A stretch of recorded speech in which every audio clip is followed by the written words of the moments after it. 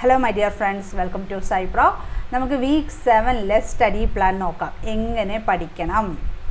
Okay, സൈപ്രോ JSO ക്ലാസ്സുകൾ available ആണ്. ക്ലാസ്സിൽ ജോയിൻ ചെയ്യാൻ വേണ്ടി 9048900045 കോൺടാക്ട് ചെയ്താൽ മതി. ഓക്കെ, എല്ലാവരും നന്നായിട്ട് പഠിക്കുക.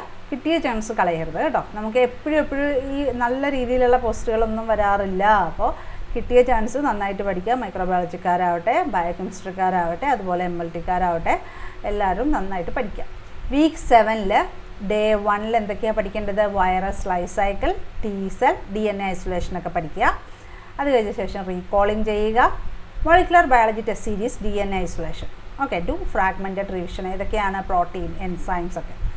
അതുപോലെ തന്നെ നമുക്ക് എന്തെങ്കിലും സംശയം ഉണ്ടെങ്കിൽ വിളിക്കുക കേട്ടോ. ഡേ 2 നമുക്ക് വൈറസ് പഠിക്കണം, B-സെല്ല് പഠിക്കണം, PCR പഠിക്കണം. റിവൈസ് ഏതാണ്? ഇമ്മ്യൂണോളജി. ടെസ്റ്റ് സീരീസ് എന്താണ്? Mechanism of immune response. Molecular biology test series ഏതാണ് ചെയ്യേണ്ടത്? PCR-ൻ്റെ ടെസ്റ്റ് സീരീസ്. ഇവിടെ ടെസ്റ്റ് സീരീസ് വരുന്നത് നമുക്ക് മെക്കാനിസം ഓഫ് ഇമ്മ്യൂൺ റെസ്പോൺസ്, അതുപോലെ തന്നെ മോളിക്കുലർ ബയോളജി ടെസ്റ്റ് സീരീസ് പഠിക്കാനുണ്ട്. PCR-ൻ്റെ നന്നായിട്ട് പഠിക്കുക. അത് കഴിഞ്ഞ ശേഷം റീകോൾ ചെയ്യുക. ഇനി ഡേ 3 നമുക്ക് air, arthropod borne, direct contact viral disease, അതുപോലെ തന്നെ വാട്ടർ ബോൺ വൈറൽ ഡിസീസസ്, പിന്നെ നമുക്ക് മോളിക്കുലർ ബയോളജിയിൽ ട്രാൻസ്ക്രിപ്ഷൻ പഠിക്കണം. ഓക്കെ, പിന്നെ റിവൈസ് ചെയ്യുക. മീഡിയയൊക്കെ, മൈക്രോബിയൽ മീഡിയയൊക്കെ റിവൈസ് ചെയ്യുക. ഇനി ഡേ 4 നമുക്ക് പ്രിസിപ്പിറ്റേഷൻ റിയാക്ഷൻ, ഇമ്മ്യൂണോളജി, ട്രാൻസ്ക്രിപ്ഷൻ പഠിക്കുക.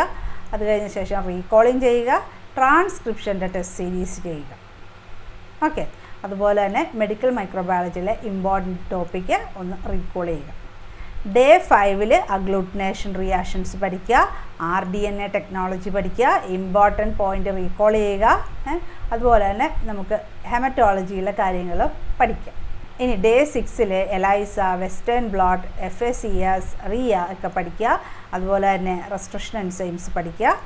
പിന്നെ ഇമ്മ്യൂണോളജി ക്ലാസ് 18 തൊട്ട് 22 വരെ റിവൈസ് ചെയ്തിട്ട് ആൻറ്റിജൻ ആൻറ്റിബോഡി റിയാക്ഷൻസിൻ്റെ ടെസ്റ്റ് സീരീസ് ചെയ്യുക. Okay, day 6. ഇനി ഡേ 7 എന്ന് പറയുന്നത് റിവിഷൻ ഡേ ആണ്. ഇമ്മ്യൂണോളജിയൊക്കെ ഒന്ന് റിവൈസ് ചെയ്ത് ഇമ്മ്യൂണോളജിയുടെ ടെസ്റ്റ് സീരീസ് എഴുതുക. അതുപോലെ തന്നെ വൈറസ് ഫുള്ള് റിവൈസ് ചെയ്തിട്ട് വൈറസിൻ്റെ ടെസ്റ്റ് സീരീസ് എഴുതുക. Okay, day 7. പിന്നെ അസൈൻമെൻ്റ് ഉണ്ട്. ബ്ലഡ് ക്ലോട്ടിംഗ് ഫാക്ടേഴ്സിൻ്റെ ചാർട്ടൊക്കെ പ്രിപ്പയർ ചെയ്യുക, അതിൻ്റെ പാത്ത് ഒക്കെ. അതുപോലെ തന്നെ ഇമ്പോർട്ടൻറ്റ് വൈറൽ ഡിസീസൊക്കെ ഉണ്ടല്ലോ. RNA വൈറസ് ഏതൊക്കെയാണ്, DNA വൈറസ് ഏതൊക്കെയാണ്, അതിൻ്റെ സൈസ്, ഷേപ്പ്, അല്ലേ, എൻവലപ്ഡ് ആണോ അല്ലയോ, അങ്ങനെയൊക്കെ വെച്ചിട്ടൊരു ചാർട്ട് പ്രിപ്പയർ ചെയ്യുക. ഇതാണ് നമ്മുടെ വീക്ക് 7 നന്നായിട്ട് പഠിക്കുക. ഓക്കെ.